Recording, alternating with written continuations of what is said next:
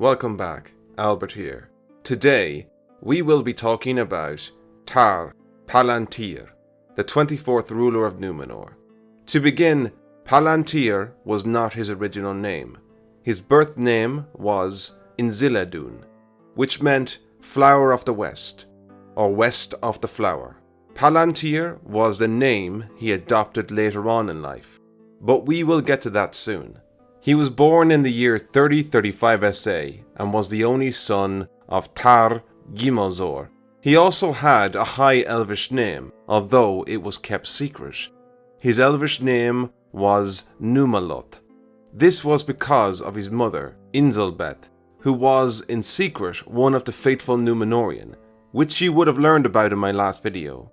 Inzilbêth's youth was definitely a complicated one, unlike any other Númenórean prince before. He grew up in a time when the balance of the Númenórean ideology had shifted substantially in favour of the king's men, and the faithful Númenórean had become an unwanted minority on Numenor. This shift, of course, had been happening for some time, since the days of Tar Palantir, of course helped considerably by his grandfather, but brought to full effect by his father when crowned king in 3102 SA. There was little love between his father and his mother. The differences between them were profound, both in politics and belief. His mother was secretly loyal to the political and religious teachings of the faithful Númenóreans, based on a historical devotion to the Valar, and a yearning for the former days of friendship and communication with the Eldar, which was of course diametrically opposed to that of her husband's beliefs. His heart, like many Númenóreans of the time, was turned against the Valar and the Eldar. His persecution of the faithful during his reign was based upon suspicion and jealousy of their ties to the Elves of Tol Eressëa. He banned the use of Elvish languages throughout the land. He also forced the faithful to move from the haven of Andúnie to the east part of the island near Romena, which in turn forced many faithful Númenóreans to leave the Isle of Númenor forever.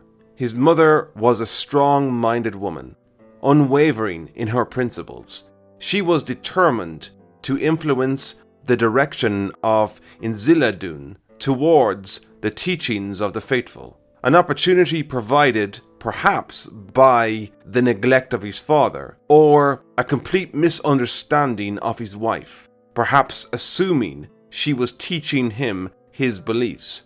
It's hard to tell what really happened here. However, she tutored Inzilbêth in the difference between the original customs and loyalties of the Numenor before it fell from those days of grace, something she did with craft and caution. She could not risk his father finding out. Who knows what he would have done. It was vital this was kept secret until the time was right. She exposed him to the ways and beliefs of the faithful through her own relationship with the house of her birth. Because of this, Inzilbêth would spend much of his early life in Andúnie, since Lindore, his grandmother, was kin to the 15th Lord of Andúnie, a royal bloodline which you are very familiar with, although you may not know it yet. And it's reasonable to assume that by the time his younger brother was born in 3044 SA, his father had already noticed what his son was becoming, as his father went to great lengths to become actively involved in Gimilkhad's upbringing, perhaps directly preventing his wife's influence on their younger child, a pinnacle moment for the two brothers that would define their relationship for the rest of their lives. Gimilkhad would be his father's son, in body and mind, siding completely with the beliefs of his father and the king's men. It is written that he would have far preferred to have handed the scepter of kingship into the hands of Gimilkhad, if the Lord permitted. But as you would have learned from my last video, this did not come to pass. And so it was that in the year 3177 SA, Ar-Pharazôn would finally pass on into death, and Inzilbêth, his eldest son and legal heir, was crowned king. And because he was far-sighted in both eye and mind, and he honoured the faithful Númenórean traditions, he openly rejected and repented the ways of the kings before, and adopted the name Tar Palantir, a name that meant king, far-seer. This was not received well by the Númenórean people, and especially the king's men.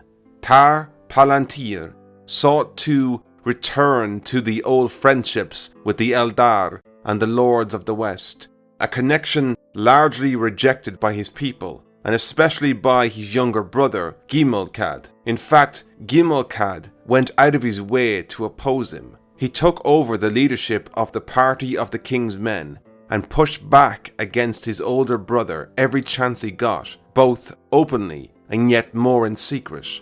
So sadly for Tar Palantir, despite his desire to restore peace and tolerance throughout his realm, his younger brother would not allow this to happen. Thus the days of Tar Palantir became darkened with grief, and he would spend much of his time in the west, and there ascended often the ancient tower of Tar Minas upon the hill of Oromet, nigh to Andunie, whence he gazed westward in yearning, hoping to see, maybe, some sail upon the sea.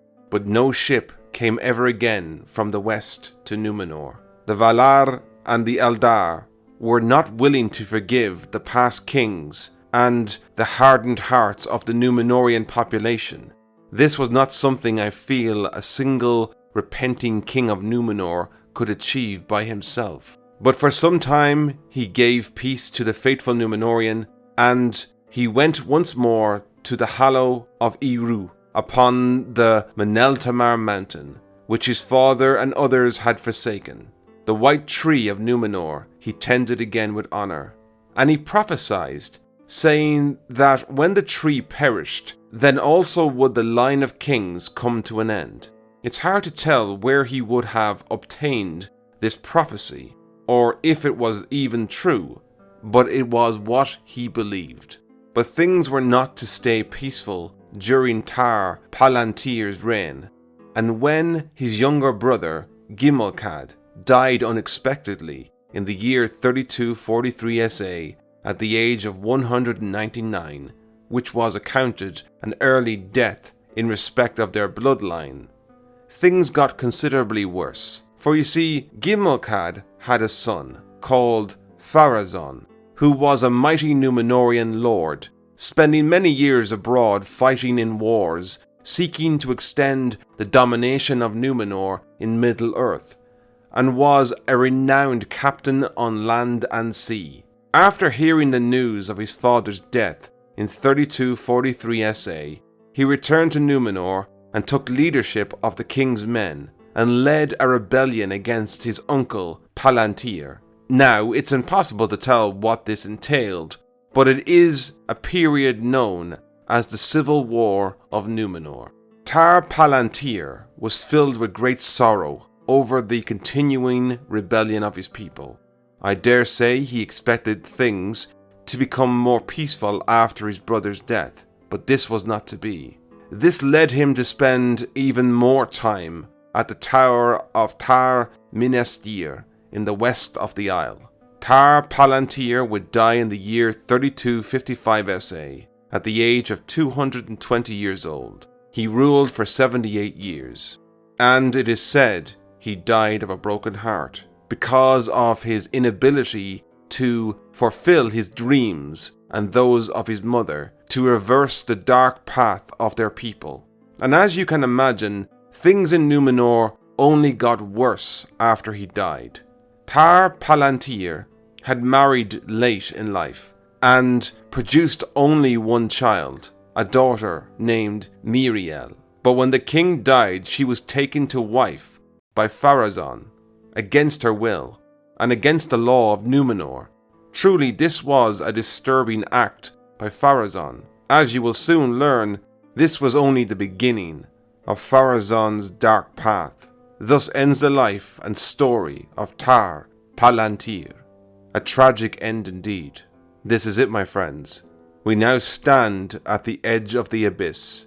The great fall of Numenor is upon us. Tar Palantir was the last great hope for Numenor. A king of old reborn, a single star shining in the darkness. But all eyes were closed, all ears deaf, all the ones that really mattered. I suppose it was foolish to think that a single king could change the opinion of the Valar and the Eldar, especially when there were so many against him, even his own brother. I picture him in my mind, staring out to sea, wishing and hoping to see some sight of hope, some signal that he was not abandoned by the West, but somehow always knowing, deep inside, that it was already too late.